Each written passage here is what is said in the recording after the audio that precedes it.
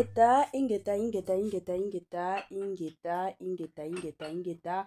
Bokota, bokota, bokota, bokota, bokota, bokota, bokota. La famille, kande toyeb sakabino, kokotaka, ezalaka nango ya ofele, ezalaka ya kufuta te, kota, kota, bandekonanga, oyoka awa, dossier sur dossier, affaire sur affaire, makambo sur makambo. Kolala kola mukana ba dossier, kolala kola mukana makambo, kolala kola mukana ya pasipe mawa. Makambo ya pasipe mawa pour la servante de Dieu, maman nabiso de na mwana. Na bandi ebele abatu toyebi mama de na mwana, ebele abatu to sipelaka. Na banzembo surtout ya mama de na mwana, banzembo na ye ekotisaka biso mingi mingi na mozindo ya prière makasi. Soki oza penza na besoin okota na mozindo ya kosambela, soki oza penza na besoin okota na dimension na mozindo kandenge ezalaka ya kolue nzambe, en tout cas banzembo na ye ezalaka toujours tokos. Grande est ma joie de vous retrouver encore cette soirée sur notre chaîne, toujours et encore Étoiline Inès TV. Salut, salut chers Bouchou, salut chers abonnés, salut chers connaissances, salut surtout les amis de Étoiline Inès TV. J'espère que vous allez bien. Quant à moi, je suis bien, super bien par la grâce de Dieu. Chers Boudjou, chers abonnés et chers connaissances, yalelo toye lisusu bande konanga na sango ya pasi, toye lisusu na makambo moko ezosala moto na nzoto bande konanga concernant la servante de Dieu, Mama Dena Mwana. Que pasa nzambe na lola nzambe na bomo ilikambo nini na basali ya nzambe.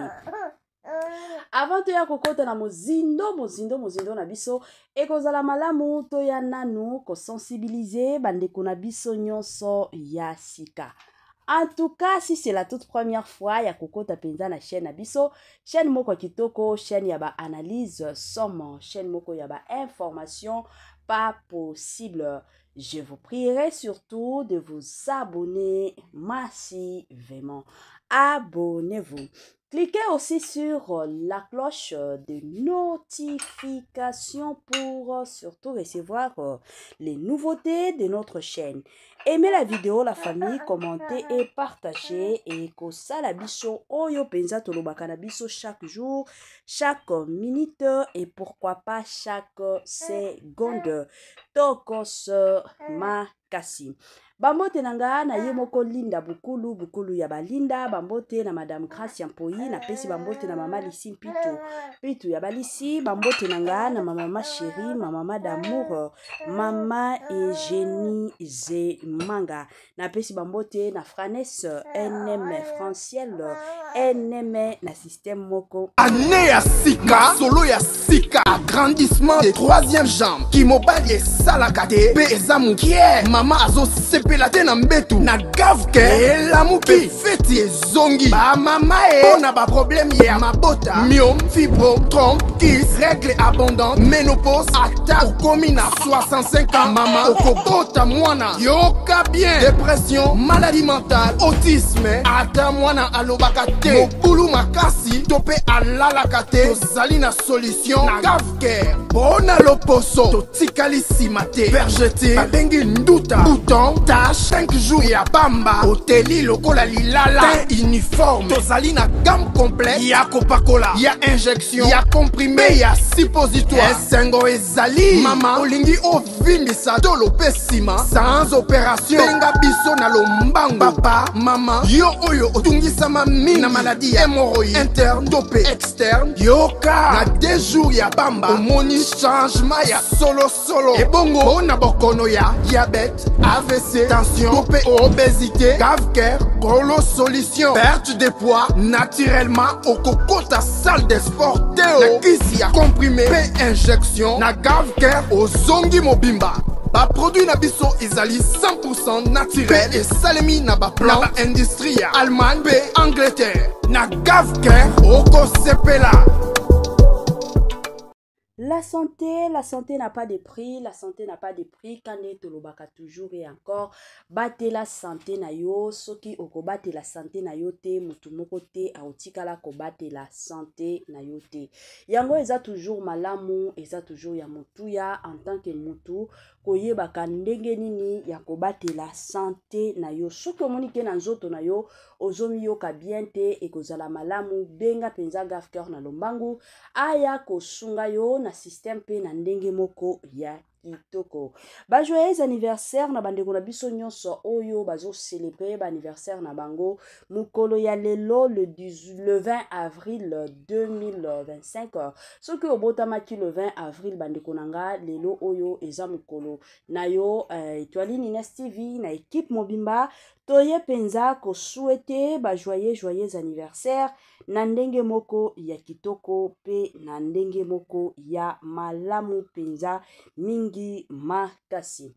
Nos sincères condoléances na bandeko na biso nyonso o bakufi, bandeko na biso nyonso oyo bakufeli kande tolobaka toujours et encore liwa ezalaka nzela mutu nyonso, liwa ezalaka te keno ezaka ya mutu moko te, liwa ezalaka nzela penza ya mutu nyonso. Yango bandeko nanga Étoile Nines TV aye ko présenter ba sincères condoléances na bandeko nyonso o bakufeli papa, mama, tata mwasi, mama kulutu, yaya, koko, oncle, mwasi to mobali, en tout cas toye ko présenter ba sincères condoléances na ndenge moko pe na système moko ya kitoko penza mingi makasi. Courage na bandeko na biso nyonso o bazolekisa ba moment moko très difficile, peut-être ozoluka musala, ozoluka libala, ozoluka voyage, o nyonso ozoluka kana vie na yo, peut-être ozomona ngote, ozosimba ngote.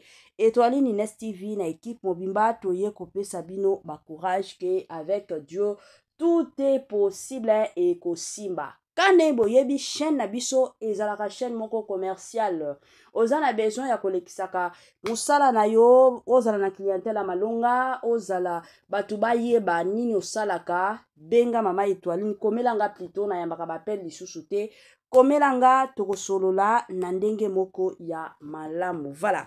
Ke pasa pona mama na biso Dena Mwana bandeko nanga, ebele ya batu toyebi mama Dena Mwana aza moko ya basala nzambe oyo penza totikala koyoka makambo te keno, yango wana audio ya mama Dena ebimi totikala koyoka te keno, yango wana mama Dena asalaki aza mama moko musala na ezalaka kaka ayembi, soki bakobengisa yebi pai akendo teya ake atei et puis c'est fini. Tomona kayete keno na ba makambo moko boye o tomona ka bandeko na biso basala nzambe oya matalana oyo mataki ekitaki okotikala komona yete. Aza mama moko amipesa ka respect, aza mama moko azana ba limite, azana ba principe surtout de vie bandeko nanga. Kolala kolamuka na ba dossier, kolala kolamuka na ya somo, kolala kolamuka na ya pasi pe mawa. En tout cas bandeko na boy nanga penza koloba ebele na boy. Parce que bino bozala kaka mama Étoile problème na yo zalaka koloba nazoloba bandeko nanga na boya koloba ta bino moko. Botika mama Étoile na lobaka. Komi nini ata bino moko. Pardon. Na tiela bino nanu ba matière yango ya mama na biso Dena Mwana. Bolandango. To bolanda mama Étoile akozonga sima pona ko continuer analyse.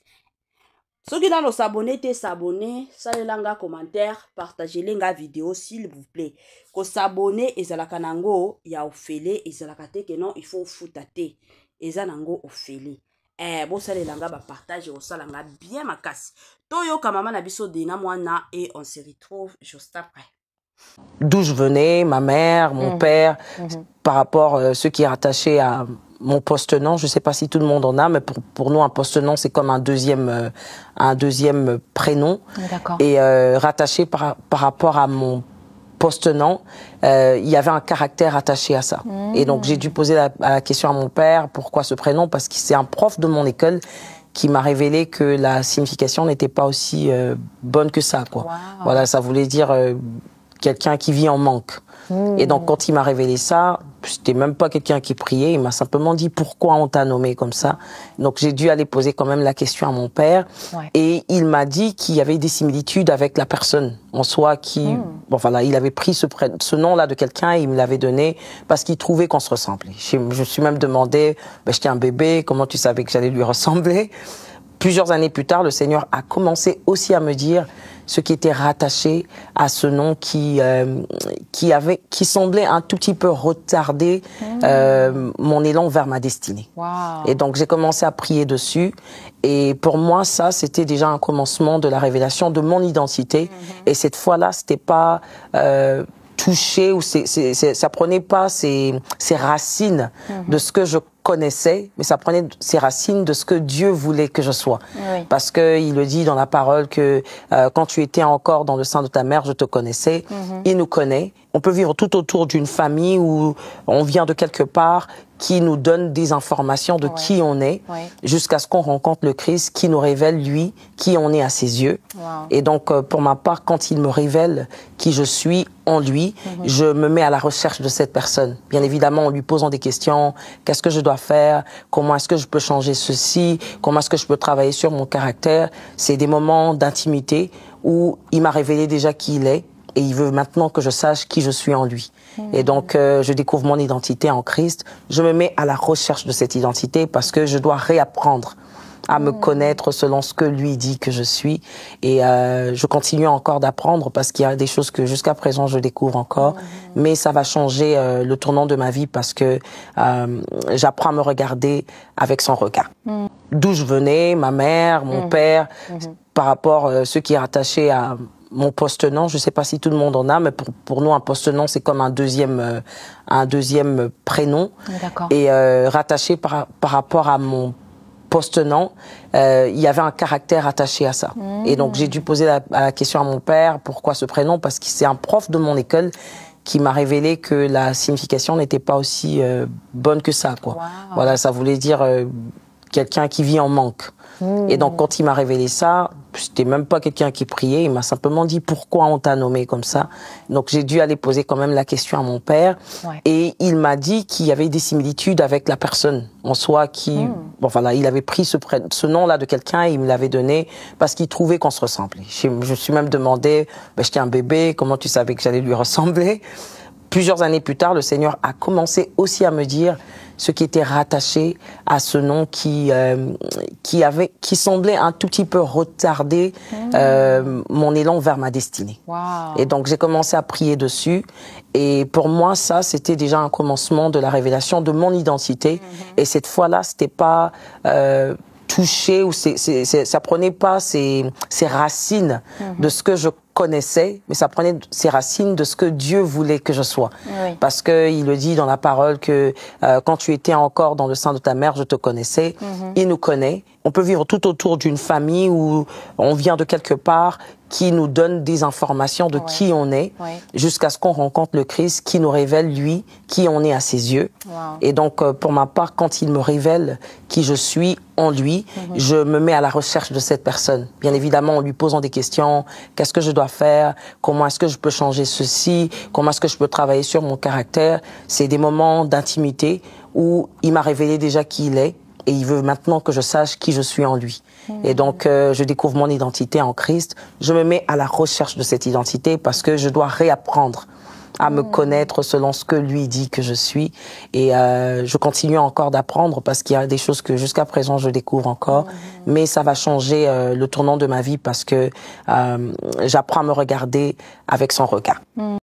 De retour, la famille, na bandi ebele ya batu, touti koyoka mwa message ya mama na biso, dena mwana ndenge alobi parcours ya vie na ye, et surtout, quand ndenge boyebi bandeko nanga, histoire ya kombo na ye, bandeko nanga, na koloba ndenge azoloba, ata ye moko te, atikala koyeba te ke non, un jour, kombo wana elingaki etombola ye, atikala koyeba te.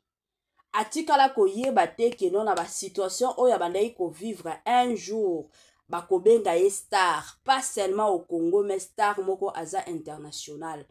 Atikala koyeba te. Tellement déjà babando pe sa signification ya kombo na ye, ebandaki déjà kobangisa ye moko bien que quand ndenge boyoka na ba explication azoloba azalaki chrétienne kutu na batan wana te mais eza kombo moko déjà ezalaki na signification ya mabe ebandaki déjà kobangisa bino moko boyebi biso ba congolais surtout biso ba congolais la plupart des temps tozalaka toujours et encore que soki bapesi yo kombo omona kombo wana ekomi kolanda makambo ya kombo wana ekomi kolandela vie na yo esalemaka bongo esalemaka mpenza bongo tomonaka bato mosusu omona bapesi mutu mosusu oyo mateso omona babiloko wana ekomi kolanda na vie na ye mobimba ekomi kolanda na vie na ye mobimba ezalaka bongo ezaka pasi pe mawa yango bandeko na nga na ye mpenza koprofite na ye koencourage bandeko na biso nyonso oza na kombo parce que eza na bato mosusu mpe bandimelaka bakombo omona azopase bamoment moko très très difficile ye azose referaka na kombo non nazosouffrir na vie na nga parce que bapesa nga kombo ya souffrance yango wana ntina vie na nga nazosouffrir mais soki ozwi kombo wana oke nango epai ya nzambe olobi nga ntango babanda opesa kombo oyo nazalaki mwana moke natikala koyeba eloko te mais nzambe comme nga nayebi yo nakomi créature ya sika kombo oyo ezala na baefe te na vie na nga ezalaka kombo neti bakombo nyonso omona mpe vie na yo ekobonga yango bandeko na nga na ye kopesa mpe conseil babilo mosusu ifo tolobaka la plupart ya bato lelo oyo baokota na bababulu bango moko sans que bayeba boyebi bakombo ka ndenge toutaki koloba awa bakombo ezalaka na puissance ya makasi surtout soki oza mutu moko ozalaka makasi na baprière te ezalaka toujours pasi pe mawa ezalaka toujours pasi pe mawa ezalaka ta bien na bato oyo basambelaka mwa bapuissance ya makasi wana ezalaka te soki oza mutu mpenza ozosambela bapuissance ya makasi ezalaka te mais soki oza mutu moko distraction ekotaka yo na pete nyonso na facilité nyonso en tout cas ezalaka toujours malamu ozala mutu moko soki oboti bana ata soki oyebi ke mutu oyo asungaka nga na eloko akolia mutu oyo akosombela nga ndako parceke ebela bato topesanaka bakombo parceke oyebi ke soki napesi soki nani gouverneur moko boye napesi ye kombo gouverneur wana akosombela biso ndako na ovanda na bana mais oyebi te source ya kombo wana euta wapi ezalaka ndenge nini balobela yango maloba nini toyebaka te napesa bino ka exemple ya mokuse pona batu oyo bayebi kiungwa kumwanza bino moko boyebi kiungwa kumwanza azalaki président ya assemblée nationale na tango ya Joseph Kabila kabange tango ayaki kozwa pouvoir papa wana yende azalaki pe moto na kote ya Katanga papa wana tolanda biso nyonso ba information eleka na bata moko boye bandeko ezalaki na mama moko abotaki bana misatu na kobota bana misatu apesaki kombo ba gouverneur atie kopesa pe kombo ya mwana moko donc de bana bazalaki ba gouverneur na vice gouverneur ya Katanga mwana ya misatu atie kopesa kombo ya mwasi ya kiungwa kumwanza bandeko nanga ka ndenge ezalaka ba gouverneur wana kutu bango bafutaka hôpital mama abima na ye balobi maka mosusu bakolandela sima mais mwasi ya kiungwa kumwanza wana asombela mama biloko pas possible asomba biloko o balobaka penza kosomba na kosomba biloko ka ndenge ezalaka mama wana jour abima hôpital na kobima ka boye azokoma na ndako ka boye mwana akufaki esalaki mbutu ya makasi mbutu penza ya makasi bato ebele babandaki komituna ekomi nini eza nini yango eza toujours bien en tant que parent boboti mwana na kilelo oyo kopesa bana kombo teke no parce que akosombela biso lupango bandeko boyeba te lupango wana azosomba ngo na bacondition nini boyebi te peut-être eza vie ya bana na biso nde bazokaba kuna vie ya mwana na yo nde bazokaba kuna peut-être futur ya mwana na yo yango nde bazokaba kuna yo parce que oza kaka na otalelaka ndako oyo bakopesa nga na otalelaka babien na otalelaka mutuka oyo bakopesa nga mais ozoyeba te vie ya mwana na yo ezokota na libulu nini bozalaka keba bandeko na ngai en tant que parent ezalaka toujours devoir ngana lobaka toujours soki bondimi kobota bolobi ke non il faut tobota mwana botiaka deja na mutu na bino ke non ndenge eza boye mwana oyo toboti eza devoir na biso ya kotravailler dur pour que bana na biso bazanga eloko te bana na biso bakola na bacondition ya bien bozala te ke non napesa kombo pourquoi parce que mutu wana akobandaka kosunga nga te lelo oyo bandeko na nga est-ce que boyebi ke na bakombo surtout pour na bandoki je m'excuse bakoki kokota na bavie ya bana na bino na facilité nyonso na nzela ya kombo parce que soki opesi ndoki opesi ye kombo toloba exemple noko na yo aza ndoki mais aza na mbongo bino boyebaka te ke non noko azalaka ndoki bino boke kopesa ye kombo parce que bootala baintere na bino moko mais na facilité nyonso kaka na nzela ya kombo akozwa bino kaka na nzela ya kombo akoki mpe koboma mwana wana ezalaka bongo yango kombo bapesaka yango n'importe qui yango kombo bandeko na nga obota mwana eza te ke non nasepelisa mutu kingandi nasepelisa mokili te na nzela kaka ya kombo biloko ebele ekoti kokota yango eza toujours bien en tant que baparent ozobota mwana na yo botalaka bakombo bopesaka bana bopesaka bakombo bopesaka bana yango bomona bato mosusu opesaki kombo soki ya tantine na yo moko boye tantine na yo azalaki na ye ndumba atikala kovanda na ndako ya libala te azalaki na ye moto agute lese alie awa lobi kuna ke kolia kuna lobi kuna ke kolia kuna siko yo pesi kombo parce que tantine wana ye moto abokola ngai yango il faut na remercier na kombo siko mwana na yo te pe tango akomi kokola et surtout que vie ya prière ya malonga te mwana na yo pe akomi kokola mwana na yo pe akoti na nzela ya ndoi na ye ya kindumba akomi pe kosala kindumba pourquoi parce que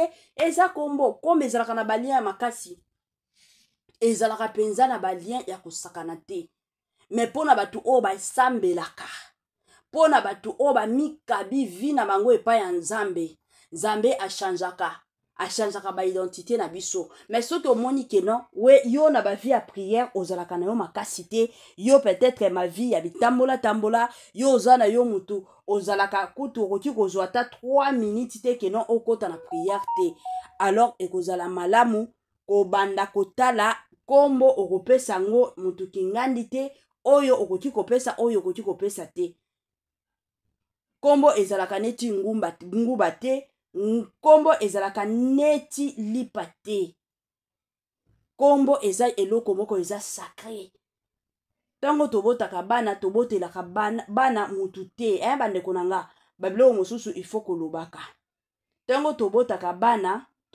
bana mpona biso moko tobota bana mpona biso moko alors tozalaka keba surtout na oyo etali makambo ya kombo kopesa mutu kombo te kena pour que nasepelisa ye te na mokili oyo soki tokomi kovandela makambo nasepelisa ye mataki ekitaki ekozalaka pasi pe mawa en tout cas témoignage ya sœur na biso mama na biso oyo tobengaka mama Dena mwana eya koteya ebele ya batu eya kolamusa pe bandeko na biso mosusu oyo bazalaki na sese ya pongi oyo batikala koyeba te plutôt basignification ya bakombo oyo topesaka esalaka nini baefe nango ezalaka ndenge nini eya penza kolamusa biso eya penza koteya biso ekozala malamu e encore malamu mingi bandeko na nga kande boyebi chaîne na biso eza chaîne moko ya bana nzambe awa toyaka kopesa ba conseil toyaka penza kolamusa bandeko na biso mosusu oyo bazalaka na pongi sur le plan spirituel mais bit na biso ya makasi ezalaka pa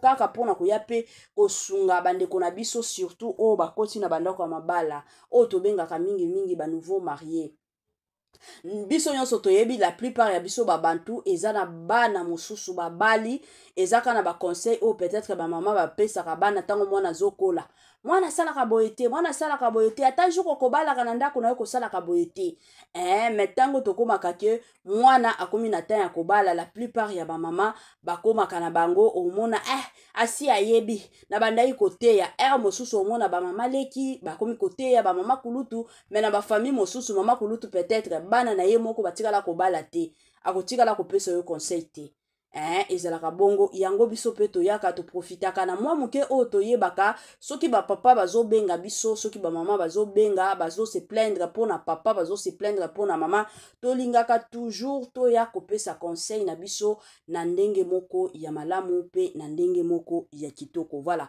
conseil na biso lelo oyo tozoya kopesaka mpona bamama ebila bato balobaka toujours mama etoali ndi okotelaka bapapa eza te ke kokotela bapapa mais ezalaka nalingaka kopesa conseil na bamama. Pourquoi? Parce que mama nde atalaka ndako, mama nde atiaka harmonie na ndako.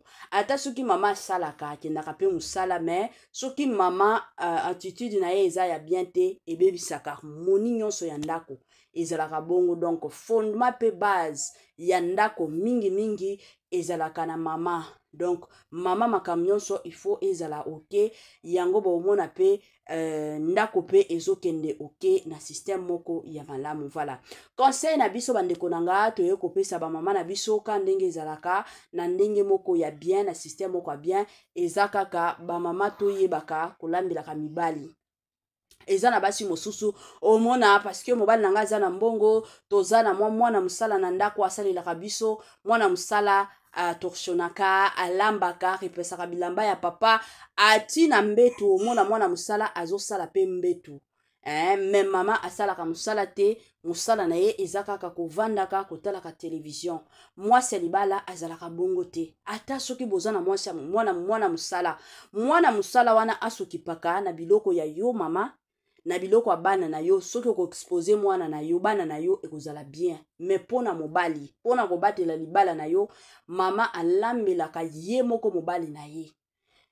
Mobali ezalaka toujours malamu amesana na loboko ya mwasi na ye oyo abala parce que eza na mibali mosusu soki akomi kolia libanda soki akomi kolia na loboko ya mutu mosusu la plupart ya mibali bashanjaka. Omona mobali akomi lisusu ko considérer mwasi na ye te a préféré aliaka biloko ya mwana musala suka la plupart ya mibala bongo babalaka bana misala wana omona bengani mwasi na ye na ndako. Yo mwasi roki jamais ko permettre te ke mwasi mosusu aya kotandela yo mbeto oyo yo lalaka na mobali na yo. Ça ne se fait pas et ça le makate s'il vous plaît ba mama yo moko tandaka mbetu na yo biloko ya kati oto benga ka leçon okoki kotika te ke mutu alibanda aya konikela yo ka leçon jamais. Ezala ya yo ezala ya bana na yo ezala ya mobali na yo eza devoir ya yo mwasi konikaka ezalaka toujours malamu. Okoki kopesa te ke non parce que aza mwana musala pesa ye mwana musala soki kotorsione atoshonaka ndaku asokoli basani soki peut-être kolambelaka bino na bana alambeli bino bolie mais ya oyo etali mobali na yo ya oyo etali makambo ya chambre na yo bon mwana musala na bino akoki kokota na chambre na bino te. Wana eza penza place moko ezalaka sacré chambre ezalaka toujours sacré na ndenge moko ya kitoko pe ya malala. Yango ka conseil mama Etoiline alingaki apesa lelo parce que bato ebele ka ndenge na lobaki bate ya bango te batu mosusu bamona ba conséquences na bandako mosusu mais etikala kote ya bango te. Nalobaka toujours conseil na pesaka biso ezalaka toujours apprendre ou à laisser ce que monique je m'excuse ekosunga yo te koya kofinga nga te tika na yo kolanda ngo te mais soki omoni ke ekosunga yo en tout cas ekozala toujours malamu kopratiquer yango ekozala bien mingi makasi. Voilà la famille tokomi na mwa suka ya partage na biso. Permettez-moi surtout de vous dire bye bye bye et à la prochaine.